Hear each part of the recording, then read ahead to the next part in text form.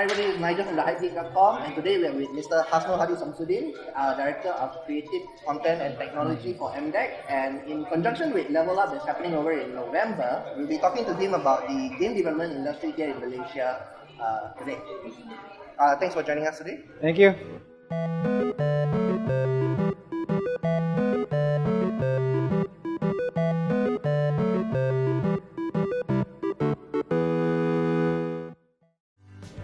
Game industry in Malaysia has been growing quite rapidly.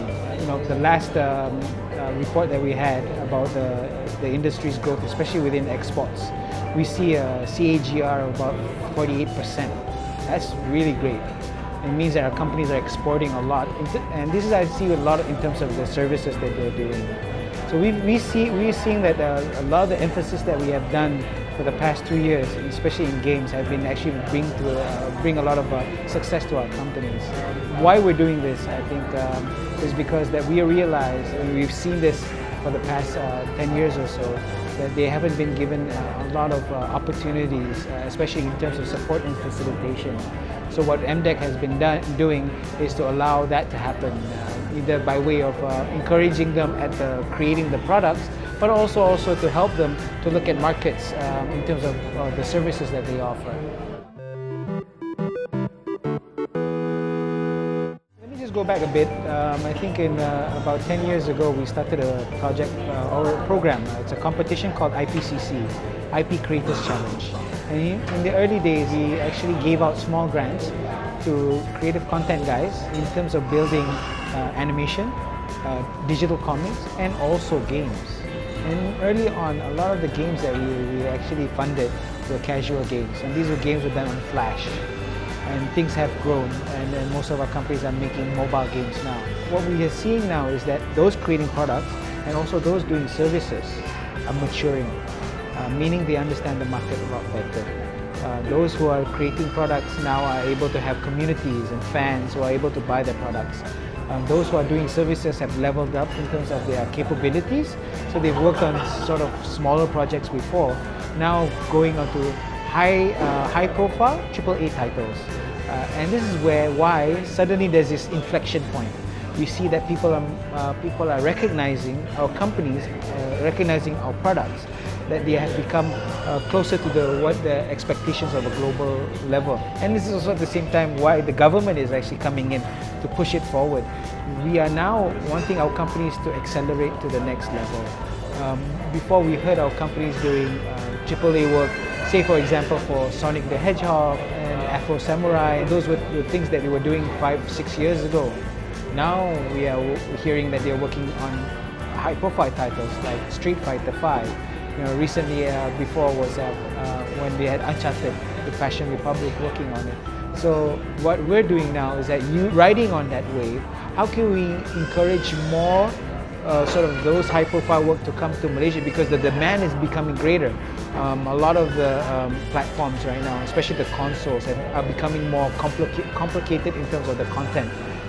Those are pushing forward to like 4K resolution, and so it requires more artwork to be done or more work to be done. It becomes more complicated. So the demand out there is becoming so much more. What we need to do is allow our companies to scale, allow our companies to bring in more work into the system.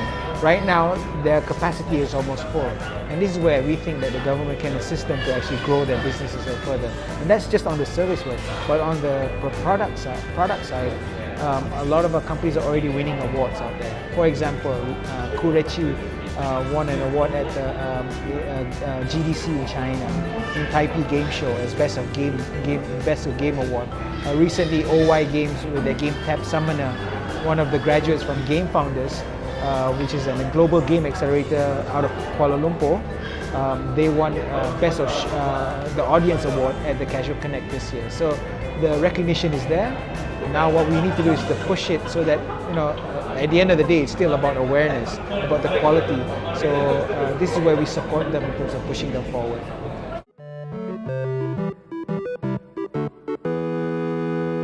So historically, I remember the days, one of the first game programs that ever happened in Malaysia was in MMU. And it was actually an offshoot of their bachelor's in information technology or computer engineering. So they had a specialization in games. And the guy who had that up was this guy named Hilmi Abdul Rahim. Hilmi Abdul Rahim, so to me, I think is one of the guys who actually started the whole game development training in Malaysia. At that time, he was making the talent pool for games development, game designers, game programmers, not even art at that time. But what was lacking before then is companies. And a lot of these guys actually moved out to Singapore, to Ubisoft and these other different places. We had companies like GameBrains, but still one of the main. So what has happened is that we've already started game development training for years already. That was back in 1990, late 1990s. But what happened? We didn't have the ecosystem to support these guys. And as we go along, these guys who've already taught have grown into places like Lim Kok Wei and now KDU. So they know exactly what needs to be done in terms of creating the right talent, but the scale is still very small. Typically, 1 year they can create 50 students or 50 graduates, which you're looking at if you want to grow. I mean, look, the industry being so big, the requirements of the talent pool is very high. Why art is very more prevalent or more visible is because we have a lot of art schools, very good art schools. They have been teaching animation, and it's the same skill. They can easily go into games with the same. But for programmers, it's still this very small group, 50 people within this group. So you have game designers and game programmers. Now that is why we think with IPCC allows those guys with ideas to create their own companies. So now these indie companies are scaling up and they're requiring programmers. So it's actually collaboration. We are now seeing industry working together with IHLs to actually bridge the gap. They are coming into the schools, they are actually requesting the schools, you need to beef this up, you need to look at this, you need to allow them to create products so that they can know if they're good or not. And from the university's perspective, they have attachment with the industry. So during the final year projects, these industry people come in and look at the students' work and tell them if they're good or not. So this is where I see the gaps are actually becoming smaller. Industry and academia are already talking, but it's not enough in terms of scale. Right? There's only a couple of schools doing it, and we need to have more schools doing it, having the right lecturers, having more. I mean, KDU is very lucky in a sense. A lot of the lecturers are actually, some of them are from industry, like Sean Beck, Basil from the IGDA head coordinator. All these guys converge around KDU, also in Lim Kok Wing, also in MMU, but we need more of those, and we need more to make sure that people see. For example, when I bring company investors coming into Malaysia, say the likes of Sony, the likes of Bandai Namco, when we bring them to KDU, they're like almost mind blown. Some of them actually say the program in KDU is comparable to what's happening outside of Malaysia in terms of what's happening in the US and what's happening here. But the only thing is that they don't have enough industry help or exposure. But the content is very good. What's coming out is there. It just needs a little bit of shine.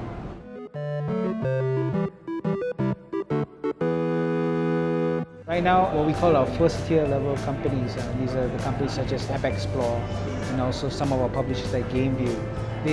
They're in a way doing very well. App Explore recently went IPO in the Australian stock exchange, and now they're like acquiring companies from around the region to actually to grow both their talent pool and also their access.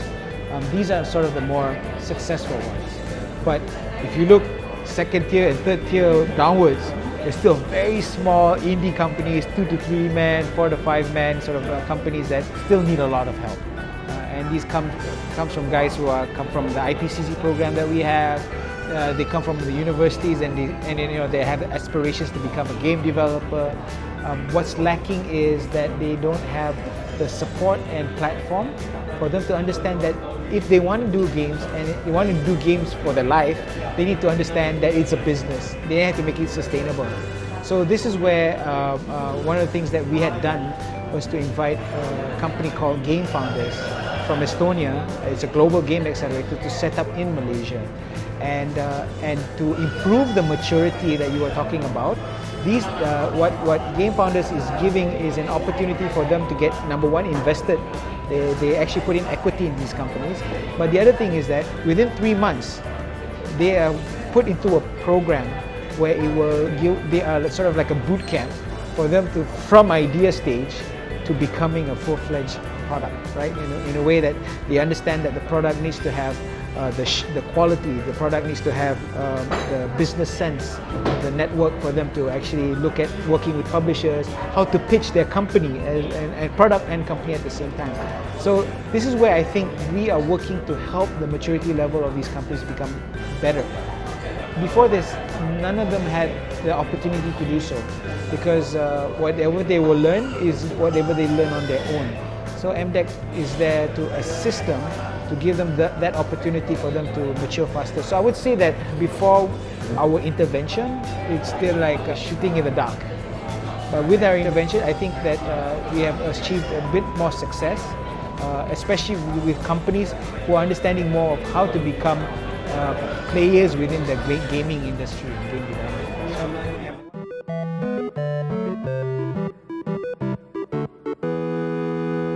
The beginning of Level Up KL was sort of our discussions with Game Founders. Game Founders needed a special time for them to demo the company. So during a demo day, they will bring the 10 companies that they've accelerated in front of venture capitalists and publishers and actually pitch their ideas and games. So we needed a platform at that time, right? There was never a really game developer focused event in Malaysia. If it happened, it was either a small IGDA gathering in a cafe or in a bar, and that was it. So what we wanted to do is support that community, and Level Up grew from that. So Level Up last year was the first time we did Level Up. I would say it was very successful because it was the first time that anybody had ever done it. But why it was successful is that it brought the best, some of the best people around the world to Malaysia who've never been to Malaysia before, and put together with Malaysian companies and Malaysian talents. And even Malaysians who have worked outside of Malaysia coming back to Malaysia and suddenly realize, hey, we have an industry here. We have an ecosystem here that's probably not seen, people are not aware of. And this is where we continued to do Level Up this year again. I would say, somebody had asked me, what would be the KPI of Level Up? I would say number one, Level Up is really an awareness platform. Is to be people to be aware of Malaysia, people to be aware of Malaysia's ambition to become a regional game hub, but also people to realize that there are products, there are companies, not just in Malaysia, but also the region that they can tap on. And this is where I think Level Up provides that regional platform for people to learn, share, and network. And we think that this year's Level Up KL 2016 is going to be phenomenal, it's going to be epic. We have a game jam where we bring the programmers, artists, game jammers from around not just Malaysia but around the region. Indonesia, Poland, Thailand, Singapore, they're all converging to KL for 36-hour game jam. And this game jam, will culminate to like a pitching session with potential VCs and also the speakers. We have 40 speakers internationally who will come down. Some of the great names like Rami Ismail, Mario Reyes Valle from EA, Rami is from Glambia. We have Hector from Sony. We have our own local guys speaking like Desmond from App Explorer, Desmond App Explorer. Alex Fernandez from Streamline, who's supporting us, even Media Prima Digital, who's supporting us. So it's going to be a really awesome event. Oh, not to forget, we also have the International Mobile Gaming Awards. The first time they're doing it, and they're doing it the Southeast Asian version. After 11 years, they decided to do one in Southeast Asia. So that will be recognizing the best of the best mobile games in Southeast Asia, and hopefully some of our Malaysian companies can win so that they can have sort of that stature and award. So there you have it. That's what we know about game development here in Malaysia. Thank you, Mr. Hasnul, for engaging us and telling us everything we know. Now, if people want to know about what MDEC does for game development in Malaysia, as well as the Level Up event, where can they go to? They can go to Facebook site. We do have a website for the event itself. It's levelup levelupkl.com, levelupkl.com, all one word, levelupkl.com, or they can go to look for the Facebook page, Level Up KL, and that we have all the latest news there on Level Up. But if you want to know more about the games industry, you can always follow my public page, Hasnul Hadi Samsudin. They have a public page that's information on creative content, animation and games also. So you can once we get one for my game on, and hopefully we do that, you can get more information later on. Right, thanks. Now, that's about it from here. And if you like our videos, you can follow us on our Facebook page or subscribe to us on YouTube. To that, Follow Hyped Geek. Follow Hyped Geek. follow us on Hyped Geek as well. Thanks.